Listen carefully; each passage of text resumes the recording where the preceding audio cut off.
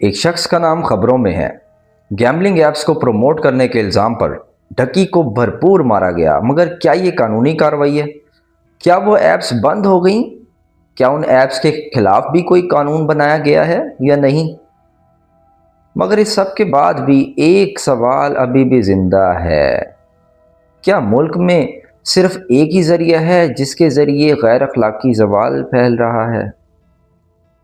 Social media پر سینکڑوں ایسے channels فعال ہیں جہاں بے پردگی کو معمول بنایا گیا ہے، جہاں جسمانی نمائش کو کانٹینٹ کا نام دے کر پیسے کمانے کے لیے پورے سوشل میڈیا پر لگایا جا رہا ہے۔ سوشل میڈیا پر سینکڑوں ہزاروں لوگ ایسے کنٹینٹ پر کام کر رہے ہیں جہاں جان بوجھ کر غیر شائستہ ویڈیوز بنائی جا رہی ہیں صرف پیسہ کمانے کے لیے۔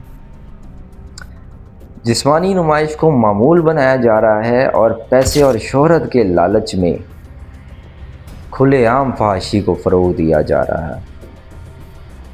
یہ سب کوئی حادثہ نہیں ہے، یہ سب شعوری طور پہ کیا جا رہا ہے۔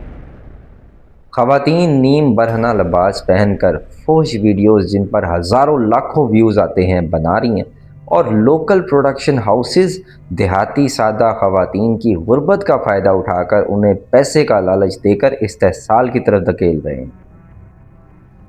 سپا اور مساج سینٹرز کے نام پر کھلے عام نازیبا تشہیر، نمبرز، ویڈیوز اور آفرز، یہ سب بھی سوشل میڈیا پر عام نظر آنے لگا ہے۔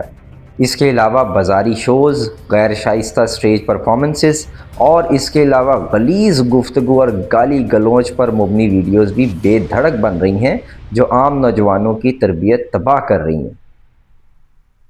اگر واقعی اصلاح مقصود ہے تو صرف ایک چہرہ نہیں، ہر اس دروازے کو بند کرنا ہوگا جہاں سے یہ زہر معاشرے میں داخل ہو رہا ہے۔ اس ویڈیو میں میں نے کسی بھی کنٹینٹ بنانے والے کا باقاعدہ طور پہ ذکر نہیں کیا، جو کہ میں کر سکتا تھا، مگر مجھے امید ہے آپ ویڈیو دیکھنے کے بعد ان کے نام یا چینل کے نیمز کمنٹ میں ضرور لکھیں گے۔ اگر آپ میری ان باتوں سے اتفاق کرتے ہیں تو اس ویڈیو کو زیادہ سے زیادہ شیئر کیجیے گا۔ جزاک اللہ۔